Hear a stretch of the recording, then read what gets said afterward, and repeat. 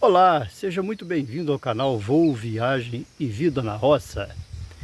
E hoje eu estou aqui no local onde ficava a casa que eu passei a minha infância. Eu, meus irmãos e meus pais morávamos aqui.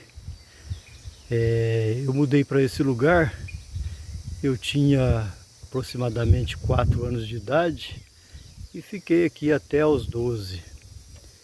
Então é um lugar que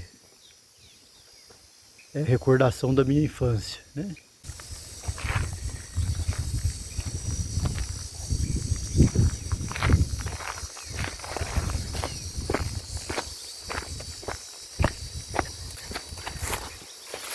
E exatamente nesse lugar ficava a casa onde nós passamos, eu e meus irmãos passamos a infância. E essa era a paisagem que víamos todos os dias, cercado por 2 morros, né? E uma vista à distância. O nome do bairro aqui é bairro Boa Vista. Logo depois da divisa do sítio, que fica ali naquela moita de bambu, andando um pouquinho, 50 metros, 80 metros, nós chegamos nessas mangueiras. Mangueiras bem grandes. Aqui são um grupo de 3. Ali para cima tinha mais uma. E aqui do lado de baixo, ali perto daquelas bananeiras, tinha mais uma mangueira. Não sei se ela ainda existe lá. Parece que sim, tá lá. Essas mangueiras aqui, elas devem ter quase uns 200 anos de existência já. Porque quando meus pais mudaram para cá, né, para esse sítio, faz 60 anos, e essas mangueiras estavam aí desse tamanho. E já produzindo, e eram... não mudaram nada de lá para cá. 60 anos para cá, elas praticamente ficaram do mesmo jeito. Então a gente entende que elas devem ter mais ou menos de 150 a 200 anos. E estão aí produzindo manga. E olha quanta manga tem. Tem manga pra caramba. Esse foi um ano de muita produção. Eu vou apanhar umas mangas aqui para levar para casa.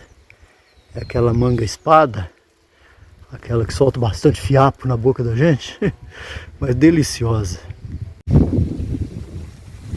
Dá só uma olhada no tronco dessas mangueiras. Olha só que árvore.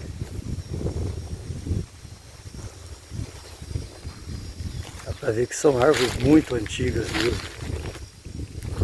Manga madurinha no chão, ó.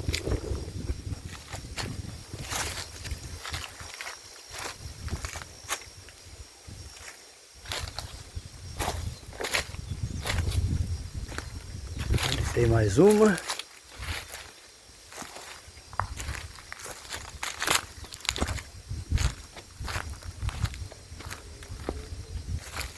Que mangueira.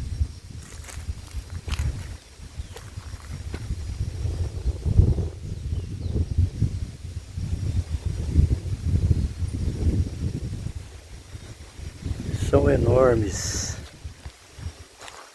E ali a outra que cresceu junto às pedras, no meio das pedras.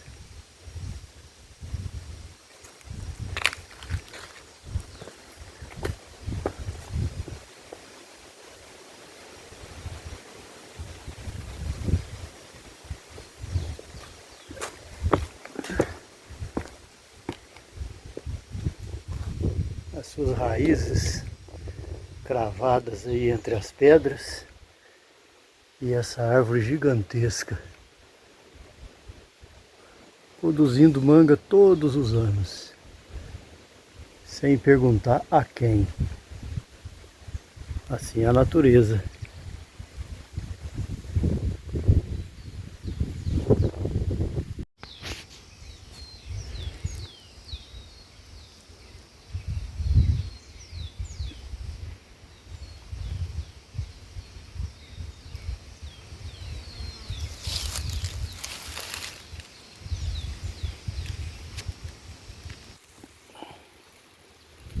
Em alguns minutos, sem nenhum esforço, consegui apanhar esse tanto de mangas.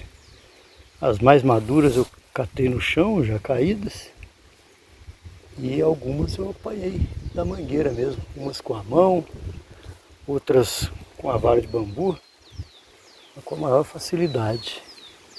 E tem muita manga nessa mangueira. Olha só como tem manga. Demais da conta. Olha aí.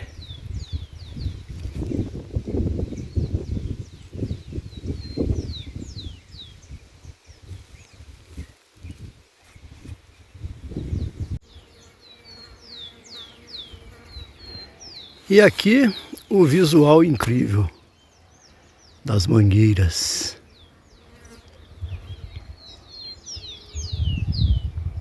Onde vemos todo o bairro Boa Vista, cercado por esses dois morros. E lá ao fundo, no fundo daquele vale, passa o Rio Pardo. E lá do outro lado são outros bairros ali.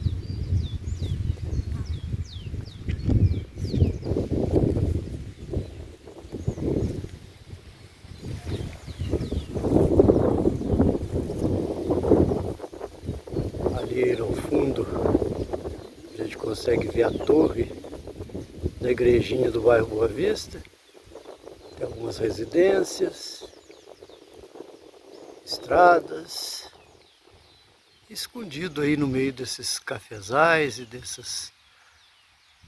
dessas árvores tem várias residências aí, várias moradias.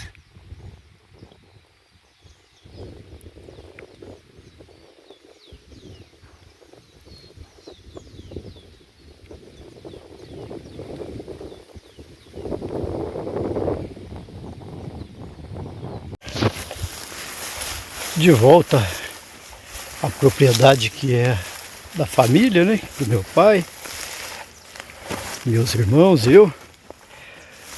Aqui é o lugar exato onde era a casa, onde eu e meus irmãos fomos criados. Eu e os 3 irmãos. Aqui é o lugar onde era a casa. A casa foi demolida e foi aplainado um pouco aqui, não era assim, era um pouco diferente. Mas aqui ficava, a casa ficava exatamente nesse lugar onde eu estou. E aqui havia um terreiro calçado de tijolos e cimentado, uma muretinha ali do lado de baixo. E ali ficava um pomar, onde tinha muitas laranjeiras, pé de ameixa, goiaba, e tinha esses pés de jabuticaba, que na minha infância eles ainda não eram produtivos. Foram plantados à moda antiga, né? Plantado semente. Então eles só produziram com mais de 20 anos de vida já. E quando meu pai comprou o sítio, eram ainda bem pequenos esses pés de jabuticaba. Tinham mais ou menos 5 anos. Só foram produzidos depois que nós mudamos daqui. E aqui no terreiro cimentado que a gente tinha aqui, né? Havia uma pedra. Essa pedra agora está enterrada, ela foi aterrada aí. Mas ela era um pouco maior, um pouco mais alta. E eu e meus irmãos gostavam muito de brincar em volta dessa pedra. Não em volta, né? Do lado dessa pedra, que ela ficava no barranco onde terminava o terreiro. E a gente gostava de subir em cima dela à noite, às noites de lua cheia principalmente. A gente subia em cima dela e deitava em cima dessa pedra. E por ficar o dia todo no sol, né, ela permanecia bem quente assim à noite. Então a gente gostava de sentir aquele calorzinho da pedra. E a gente brincava de bater com um pedaço de ferro nela para sair faísca durante a noite. E ficava aí divertindo, fazendo as brincadeiras de criança. Era assim em 1991. Imagine nas décadas de 60, 70.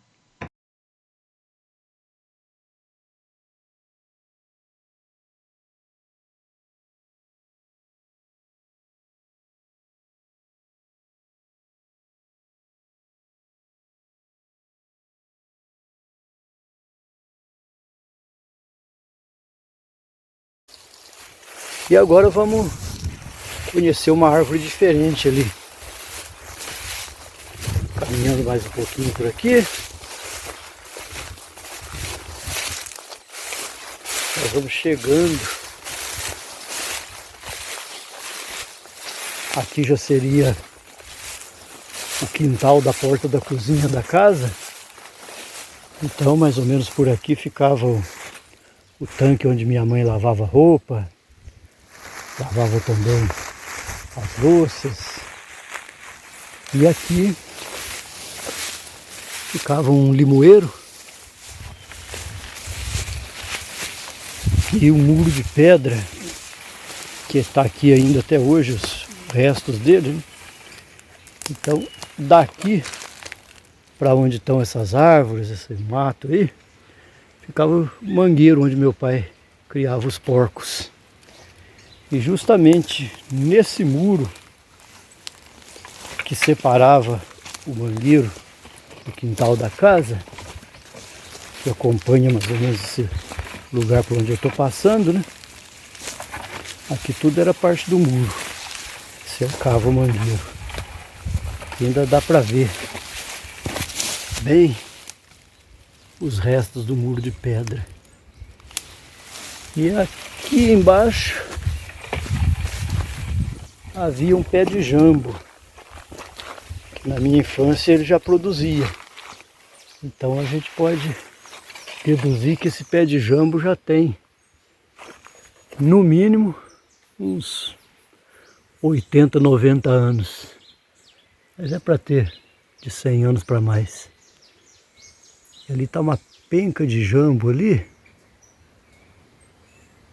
E eu estou vendo também um macaquinho. Deixa eu ver se eu consigo puxar. Tem 2 macaquinhos lá em cima. Olha lá os macaquinhos. Os macaquinhos estão ali. Aqui mais um. Chegou perto de mim aqui. Olha ali. Estão aí comendo jambo. E eu vou apanhar alguns jambos.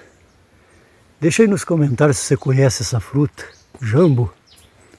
Esse é o jambo rosa, ou jambo branco. Eu pensava que fosse uma fruta brasileira, né, da Mata Atlântica, mas não é. O jambo é uma fruta da Oceania. Ó, o macaquinho tá manso. Está a uns 2 metros de distância de mim.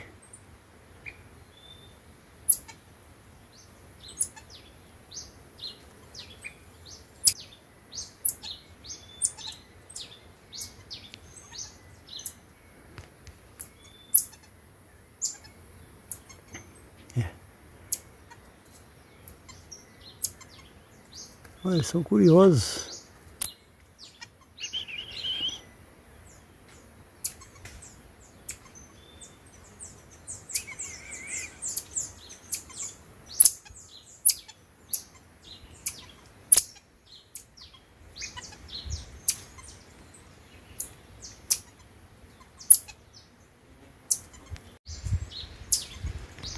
Tem um bando de macaquinhos aqui.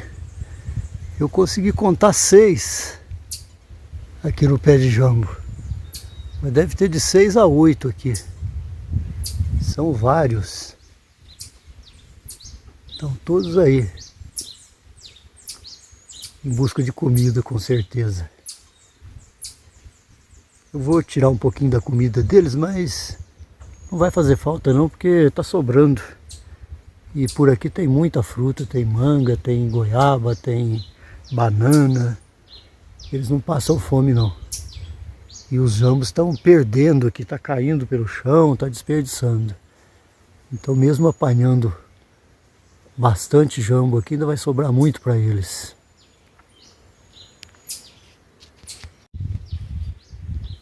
E como eu disse, né, o pé de jambo fica exatamente no muro que cercava o mangueiro onde meu pai criava os porcos. Aqui está o muro e ali, ó, o pé de jambo, bem encaixado no muro. O tronco dele ali, ó, coisa bonita.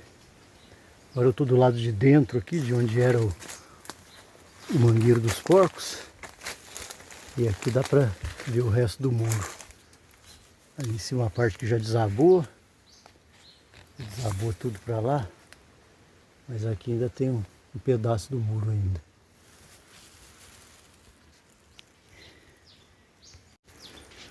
E desde a minha infância, sempre eu como jambo, desse pé de jambo. E o incrível dessa fruta é o cheiro. Ela é uma fruta que tem um intenso perfume de rosas, cheira a rosas, e é bem doce, e o sabor lembra um pouquinho o cheiro da rosa. É uma fruta que pode ser consumida fresca, né, in natura, e também pode se fazer sucos, geleias. Até um dia desses eu fiz suco de jambo e fica muito gostoso. É um suco bem agradável, refrescante, muito bom. E com esse sabor exótico, né? Então, quem não conhece, vale a pena experimentar essa fruta. Consegui apanhar um pouquinho de jambo. Bem pouco, que eles já estão passando de maduro, caindo. Então, é assim a fruta. Geralmente tem de 1 a 2 sementes no seu interior e tem essa polpa amarelada, uma polpa macia, um sabor adocicado, um cheiro bem forte de rosas e um sabor bem agradável. É uma fruta exótica. Depois eu vou deixar na descrição a origem da planta, né? De onde é que vem o jambo. Acho que eu já falei aqui no vídeo, mas vou deixar escrito na descrição.